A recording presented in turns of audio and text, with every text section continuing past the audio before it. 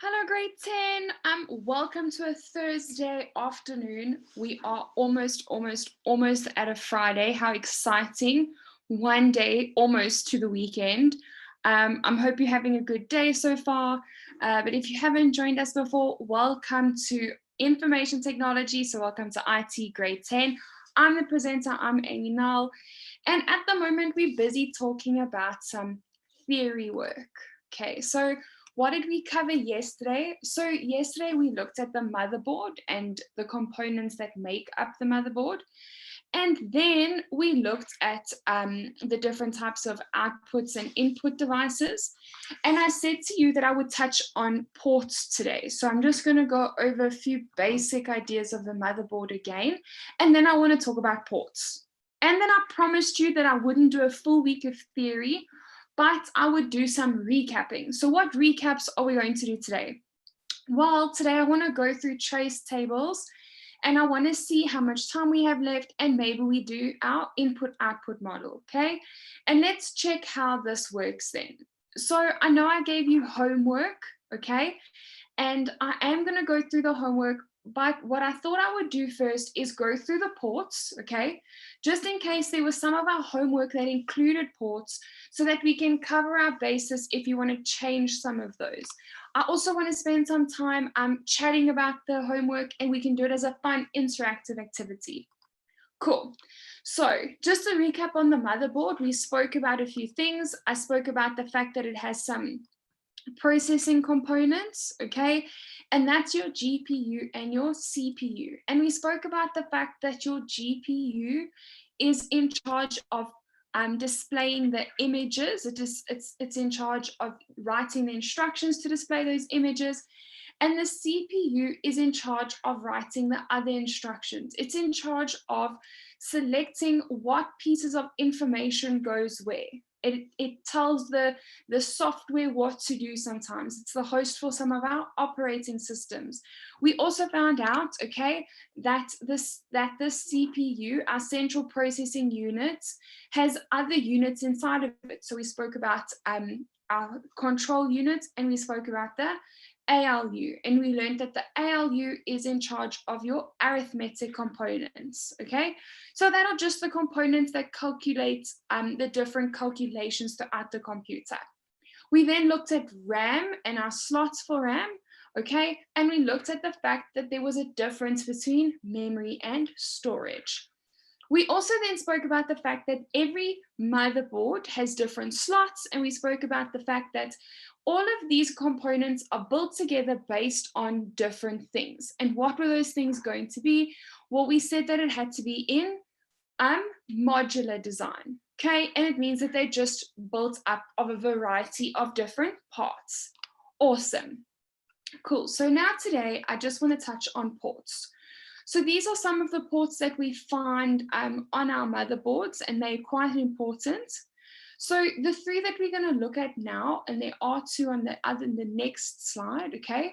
We have our USB ports, okay? And like it says here, some of the compatible devices for that would be some input and output devices. So things like, let's say, your mouse. Your mouse might connect through your USB port. We can use something like, let's say, a keyboard. A keyboard could connect to your computer through the USB port. Then there is this misconception, and I think I have said it along the way, and it's just because of something that's sort of one of those things that gets stuck in your head that you can't get rid of. And as you carry on saying it, and everyone around you carries on saying it, it becomes sort of this thing that we can't get out.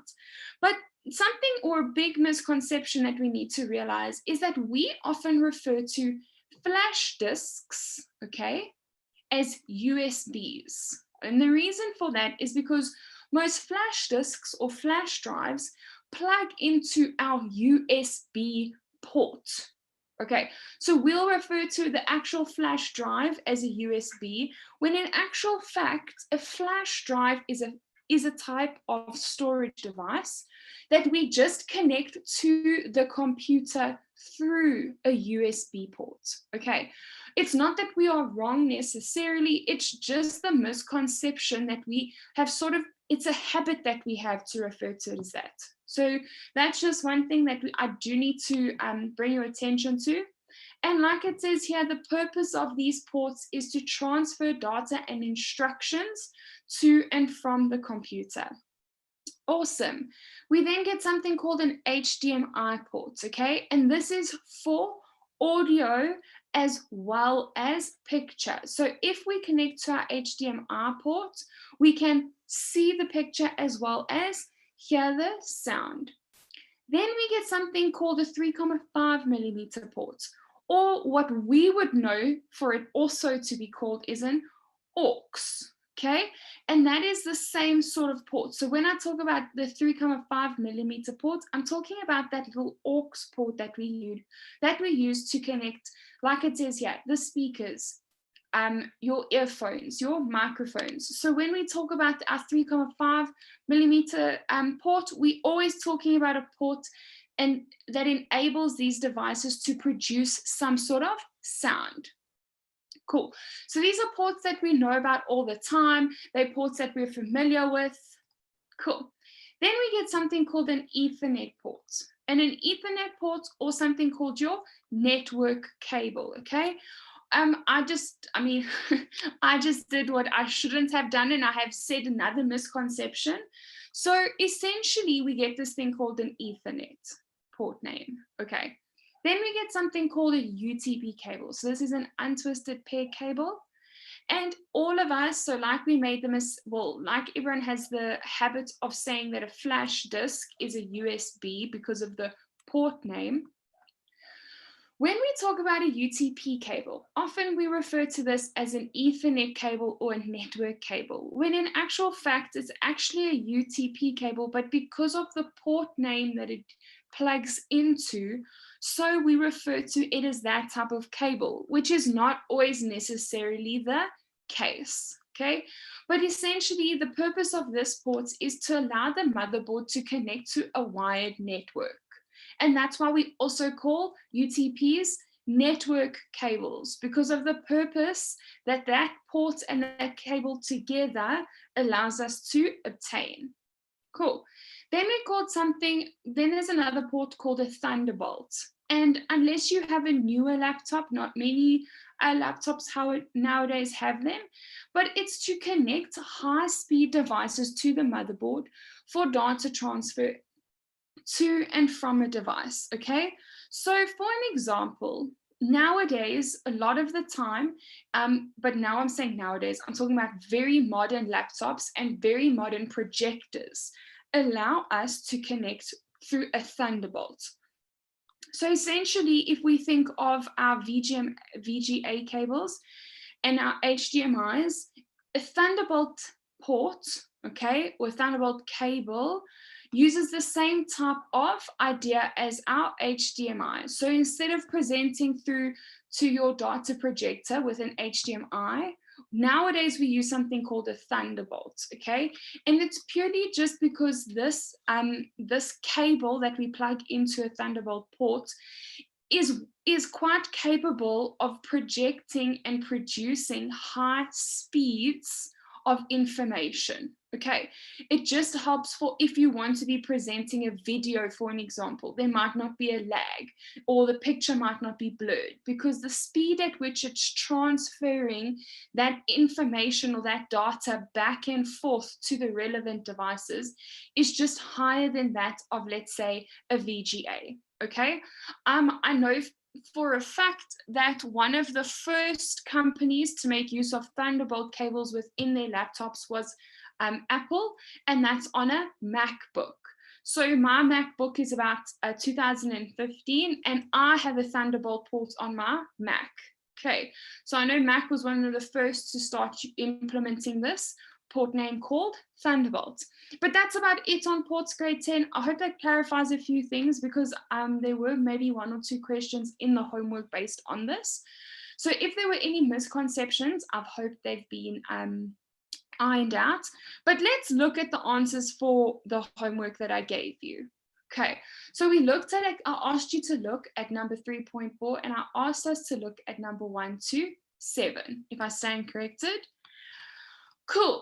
So this is number one. So question one asked us, we need to manipulate, or we need to choose column A to column B, okay?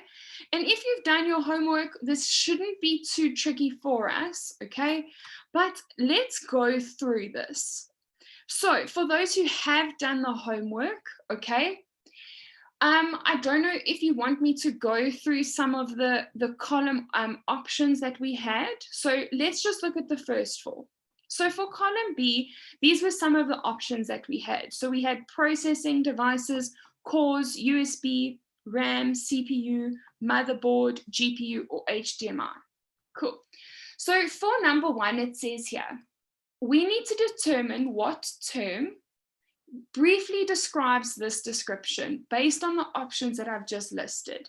So it says the device has connectors that allow you to connect a power supply to a computer as well as several other ports in the back, so you can plug in devices easily like keyboards, speakers, and monitors. Okay, grade 10, what would the answer to number one be? Okay, so if we think of the options that we have, so some of the options, I will read through them again. We have processing devices, something like a core, a USB, a motherboard, a GPU. What type of device allows you to actually get the output for that description? Let's see. What letter did you say was the answer for number one? Let's see if anyone did it. Or I don't mind getting the term in, because if we can get the term in, we can determine what letter it was.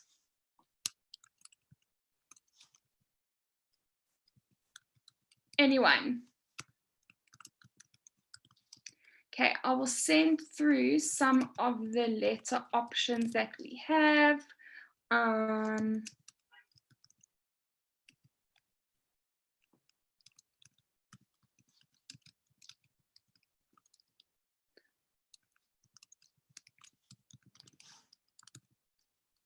Okay, so those are some of the options that we have based on column B, okay? But if we look at this and we look at the four options that I put up, okay? Well, the device has connectors that allow you to connect a power supply to the computer as well as several ports in the back. Okay, well, for me, that seems very much like G, okay? Like G, and that's the motherboard. So number one's answer is G, that's our motherboard. Cool. So if we look at number two, it says most input devices and most output devices, flash drives, printers, smartphones can plug into this type of port. Okay, so what would the answer be, even if we haven't necessarily gone through the options? Okay, the answer for this is quite simple. It's maybe simpler than number one. Okay, does anyone want to try? What would the term be that describes the statement at number two? It would be your USB port. Okay, so the answer is C, our USB port. Cool.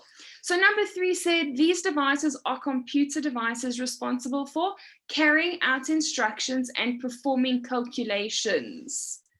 So this should have been easy, right? Because it's something I actually just went through in the beginning of this lesson.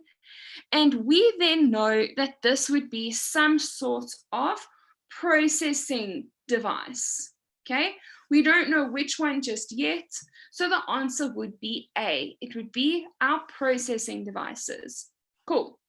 So number four, it says you can increase the processing power that is available to the computer by doing what to the CPU, okay? This is where I spoke about yesterday. It's one of the options on the chat for us. So what allows us to increase the processing power of our CPU?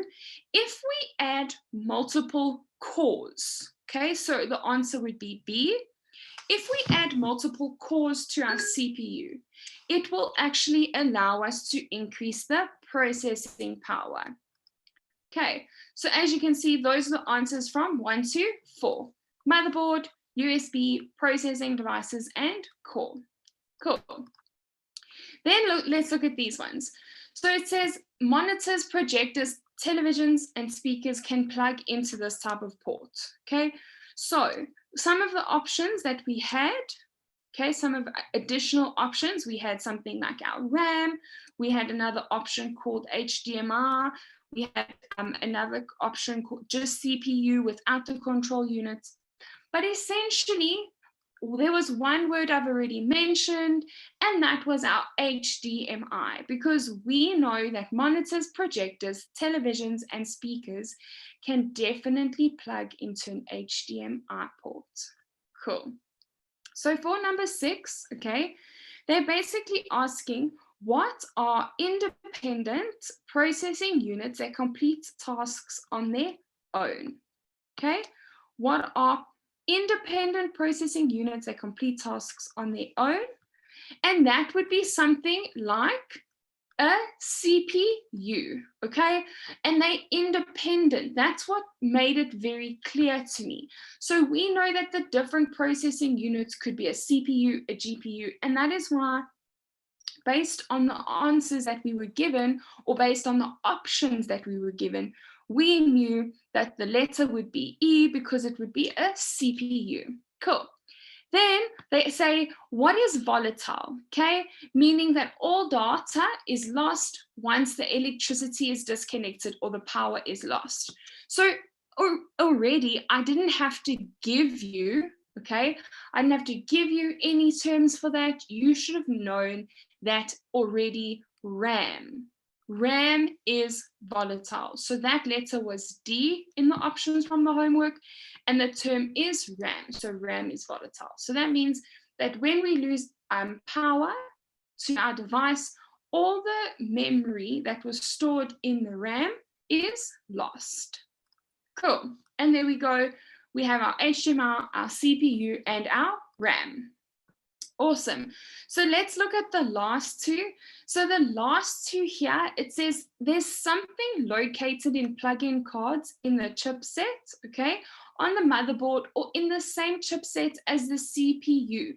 So now we're thinking, okay, so now maybe it's basically contained in the same components as the CPU. And this is responsible for doing or creating some sort of calculation. Well, I spoke about this before, and I said that it would be some sort of what? Okay.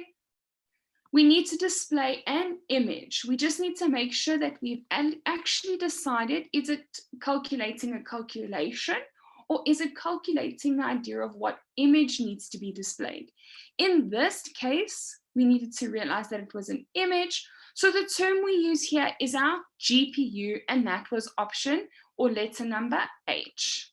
Then for number 9, it says this unit coordinates activities for all other units in the system by controlling the transfer of data and information between various units, initiating the appropriate actions by the ALU, okay? So we know that this happens in the CPU. So the term over here would be CPU, and that would be F. Okay, so let's go through that.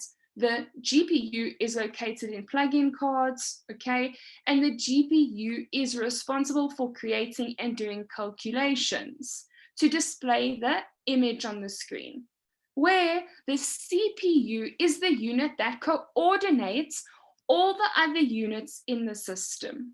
Okay, so I hope that clarifies a few things for you. But now we're going to move on to some true and false statements. And I really want you guys to start getting involved with me here. Okay, so let's look at the first statement. I want to know from you guys out there, is it true or is it false? A function of the motherboard is to provide a place for other devices or interfaces to be installed. Come on, grade 10. Is this true or is this false? Someone help me out here.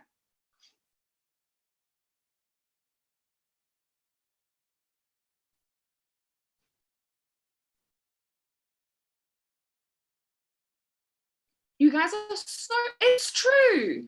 Thank you so much. This is 150% true. Okay, the function, one of the three functions of the motherboard that we spoke about yesterday, is to 150% provide a place for other devices or interfaces to be installed. Okay, what other devices are installed on the motherboard?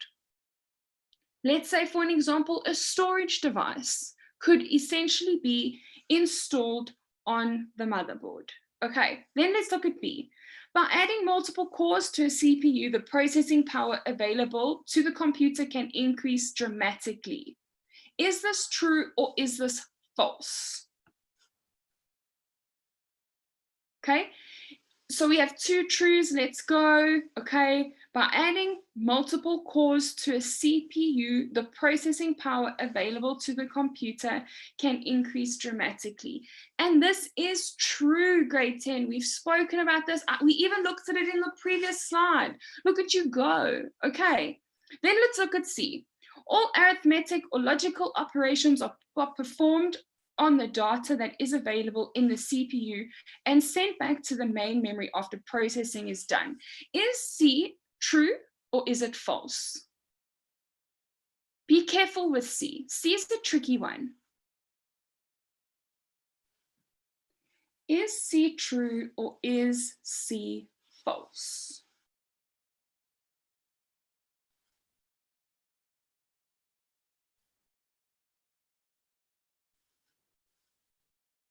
Ooh, we were doing, it's false, 150% it's false.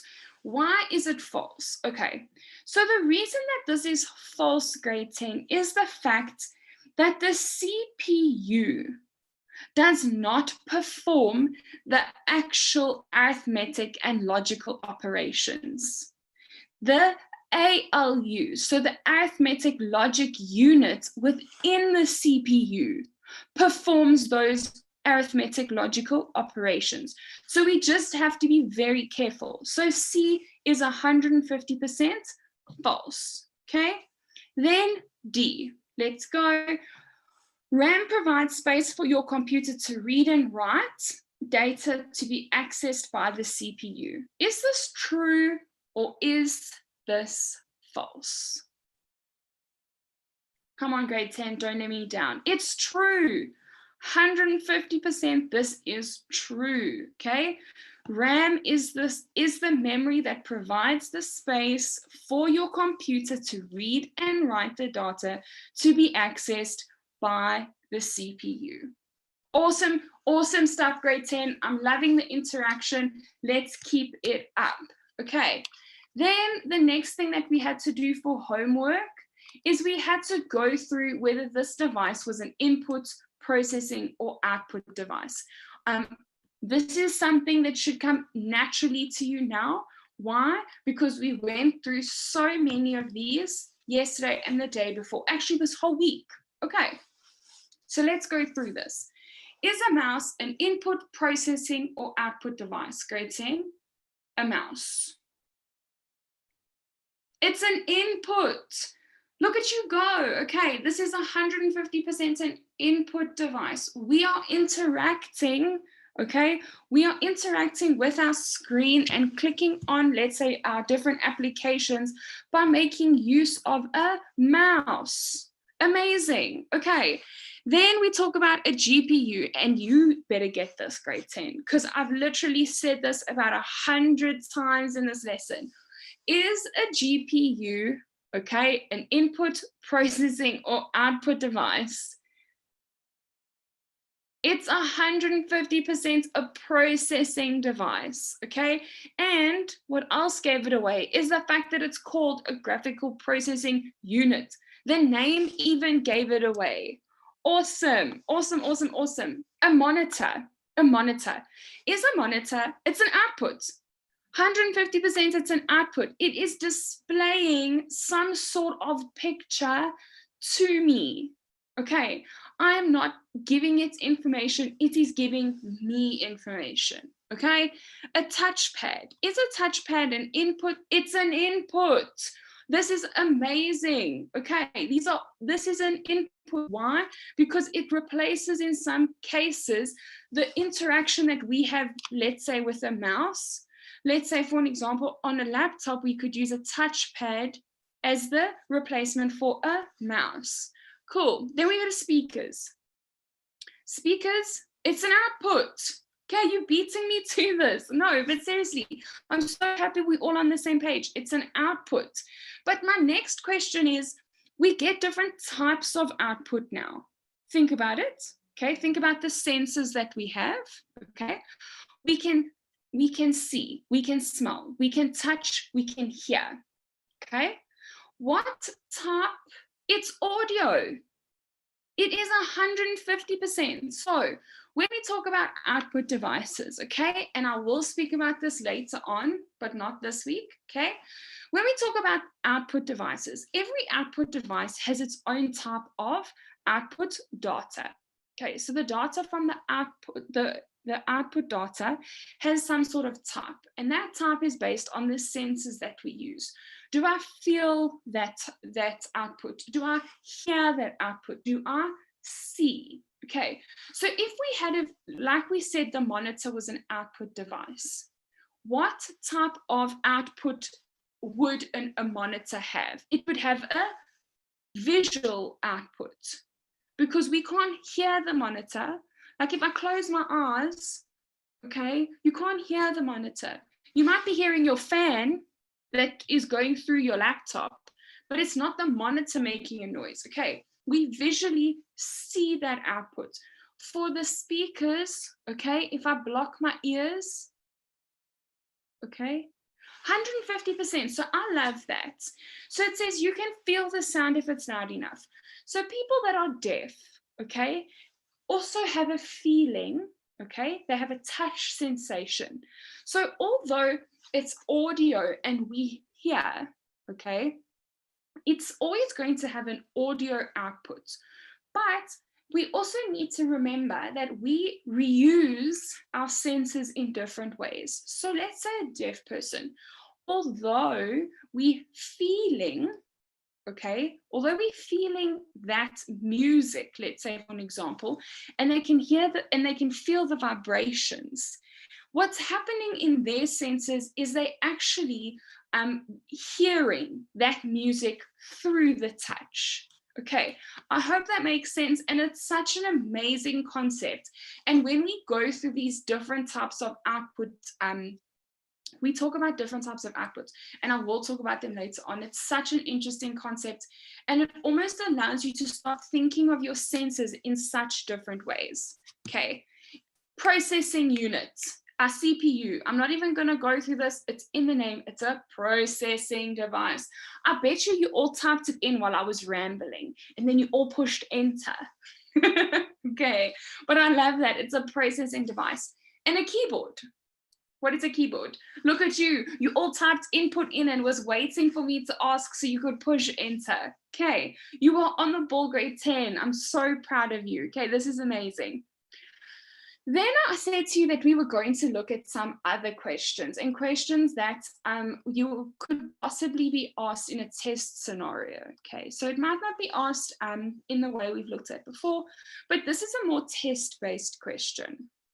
So for number 4, they gave us some sort of comparison. So it was an advertisement between two computers. I'm just going to read a few things. So the one computer number 1 had an i5 CPU, whereas the computer 2 had an i7 CPU. They had the computer 1 with 4 gigabytes of RAM, where computer 2 had 8 gigabytes of RAM. They both ran on Windows 10. They both had a 2-year warranty. The one's monitor was bigger than the other, just basic facts like that. So it says here, based on these advertisements for the following, we needed to answer following questions. And the questions was, the first one said, the first computer does not include a separate GPU. Okay, so they're saying that there isn't a separate graphical processing unit. Okay, will this computer be able to display 3D graphics? Okay, so let's go through this. Essentially, it will, as I said here, yes. Okay, the CPU will take on the role of the GPU for the case that it doesn't exist, because it's still going to process the data of that picture. Will it process it to the best of the capability? Maybe not always. So let's say, for an example, you have an HD screen, a very clear screen, but you don't have a GPU running in the background.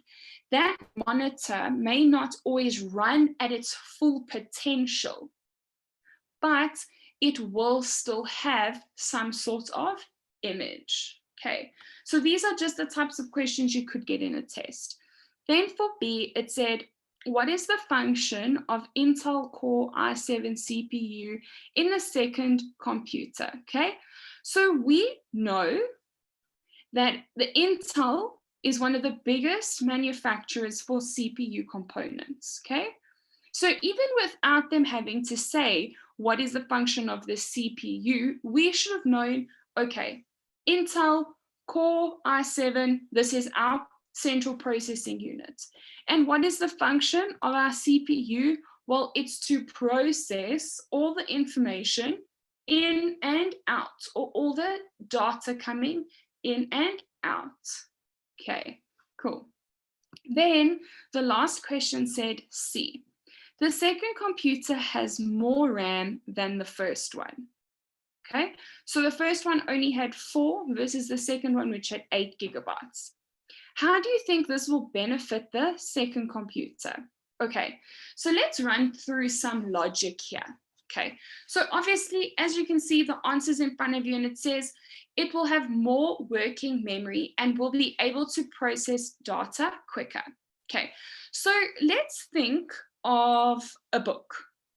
Okay, and if there are 100 pages of a book versus 20 pages of a book, a book with 100 pages has more information, and maybe necessarily we can get more out of it than a book with 20 pages.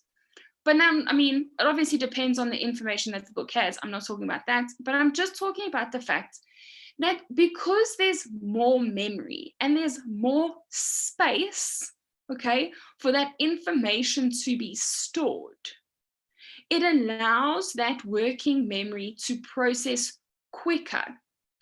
Let's think of an example, okay? And this is going to be such a silly example, but it logically makes so much sense. If you have a full washing basket, and now you're missing one sock, and you have one washing basket that's full, you're going to spend more time looking for that one sock, right? Than if you had, let's say, 5 washing baskets and only one of those were allocated to socks. Then you could have only gone through socks. So basically, I hope I haven't confused you about washing, but essentially all I mean is that the smaller the memory, the less space it has to almost separate and process individual pieces of information. Whereas the more space it has, the more streamlined that process becomes. Okay, cool. So that was the homework. That sort of wraps up a lot of what I wanted to go through with regards to inputs, output devices, the motherboard, and the case. So today I also want to discuss to you the difference between computers and mobile devices. So I just wanted to just mention what I'm referring to as a mobile device in this case. And essentially, it's just a device that performs many of the functions of a computer. So for an example, browsing the internet or running basic software programs, okay? Majority of mobile devices, let's say for an example, like our smartphones, most of them are touchscreen. So it just allows us to interact wholeheartedly with the programs and applications on the phone.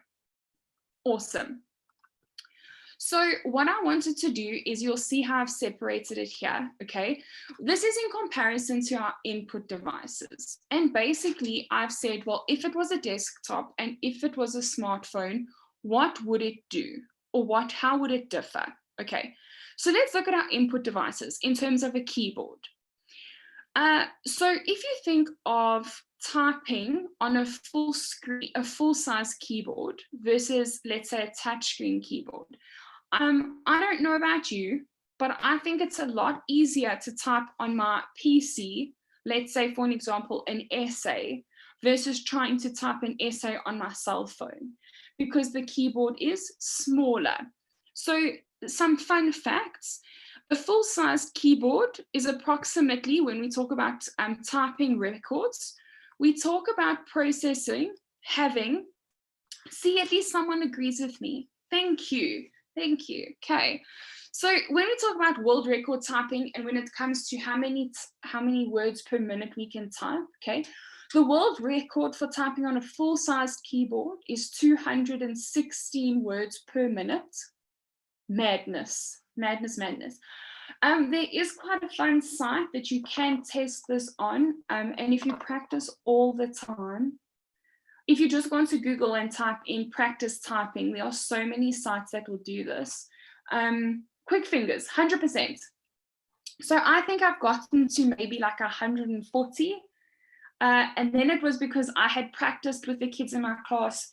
Like I said, okay, every day for a week, we'll do 5 minutes of typing. And I honestly think we got to about 140. I mean, we're talking about 216 words. That's madness, madness, okay? But that's on a full-sized keyboard. If we're talking about a smartphone keyboard, they're saying that on average, okay, the world record for that, so the quickest typing, is 100 words a minute. I'm sure some of you would be able to definitely put that person to a challenge, okay? And it'd be interesting to find out. But so we're talking about almost double that, okay?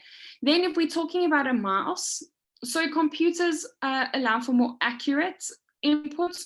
So like for an example, my Bluetooth mouse doesn't work on my smartphone, which logically doesn't make sense necessarily, which it does, but it's not Bluetooth compatible. So my Bluetooth mouse, I cannot connect to my smartphone, obviously, because it doesn't have a pointer allocated in it. It has a touch screen, so it relies on the touch for movement.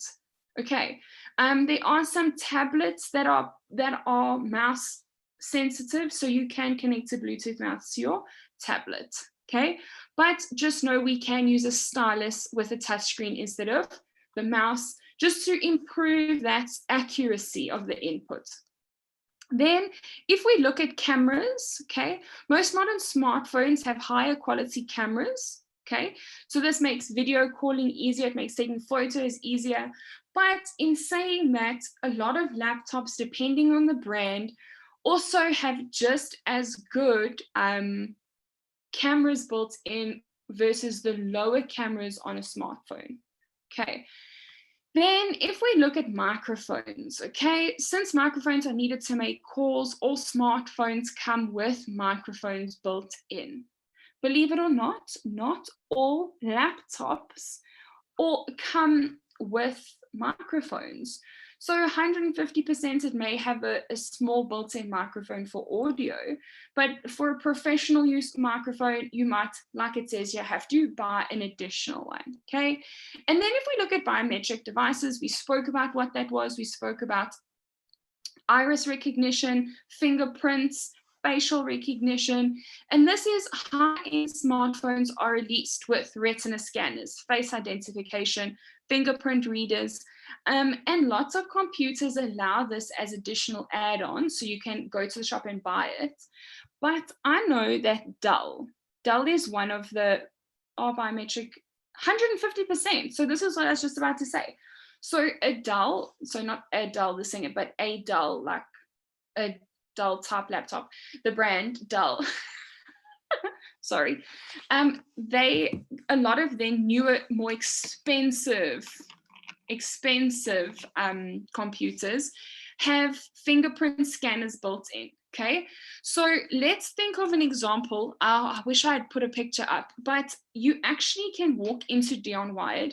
It's a little device. It's about, let's say, about 5 or 6 centimeters, and it's literally how many of you have gone to a bank and they've asked you to please scan your finger in, or basically they have external biometrics. They have external fingerprint scanners where, let's say, if you want to open your first bank account, 150%. So there's someone on here that's gone through that. So there are so many biometrics available for desktops, believe it or not. And one of the most common ones is if you have to go to so if you haven't, take your time when the lockdown's over, okay? Just walk past one of the cashiers in a bank. Like, don't do it dodgily now, obviously. But you'll see they've got these little fingerprint scanners, and it's just for identification for the people that they're dealing with from time to time. Okay, so that's desktop versus smartphone in terms of input devices. Okay, so let's look at output devices now. So if we look at output devices, the most comparison that we look at, or the most common comparison for output devices in terms of desktop versus smartphone, is the monitor size and the speakers that it comes with. So obviously we know this, it might be easier to maybe watch a video on a desktop versus on your phone. So, I mean, let's say for an example, if I'm presenting a lesson to you and I have smaller writing, it might be easier to see it on your desktop PC and your laptop versus, let's say, your cell phone. Okay, so it just means that while the monitor of a desktop computers are larger, you also need to remember that smartphones have better resolution. Okay, so it's also catch-22 the whole time. It might be easier to see, but it might be blurry and more clear on your phone. Okay, cool. So it seems like I have seriously run out of time today. Sure, grade 10, I've been waffling major. Okay, so I'm just quickly going to go over the comparison of storage devices, and then we will carry on with how we compare these smartphones and laptops tomorrow. Okay, plus wide connection is better than wireless. Okay, so many people will agree or disagree. So someone on the chat has said wired connection is better than wireless. And there are so many people that agree or disagree, okay? All of it has its pros and its cons. I just use a Bluetooth mouse because it was the only one available in my home. And I just wanted a device, and I needed a mouse. Okay, then if we consider storage devices, we talk about internal, external, and CD or DVD. We obviously know that smartphones are not applicable for CD and DVD. So although we can buy a device that does it, no internet connection. Oh, 100%. Okay, completely agree with that. Okay. So although we can buy an external device that will allow us to use a CD or DVD with our smartphones, and believe it or not, you do get something like that, they're very expensive. Very, very, very expensive. Cool. So if we think of external storage, okay, for both of them, external storage can be purchased, although it's more affordable, obviously, for our desktop or our laptop. Okay, some smartphones don't allow you to add additional storage. What brand of smartphone does not allow you to add additional storage? Apple, 100%. I'm a major Apple fan. I'm sure you know. Someone raised their hand. Talk to me. So I am a major Apple fan, but purely just because I was raised in an Apple household, not because I wasn't raised in a Windows. It's just what I know. Okay, but Apple, no external storage. And then internal, obviously we know we can store a lot more on a desktop computer or a laptop versus a smartphone. Okay, so that's all we have time for today. What I will do is I'll quickly wrap up tomorrow. I'll finish the comparison of how we compare these devices in terms of desktops and smartphones, and then we're going to look at trace tables again. Okay, but thank you so much, grade 10. What a great Thursday lesson. Okay, sorry for rambling. But yeah, I hope you enjoy your afternoon further. Have a great day. Goodbye.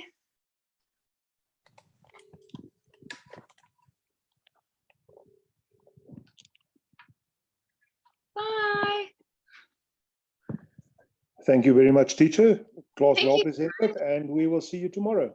Thank you. I didn't realize it was 5 minutes. I was like, there's no ways. That went so quickly. Oh my gosh. No problem. Thank you very much. Appreciate it. Thank you. Bye-bye. Bye.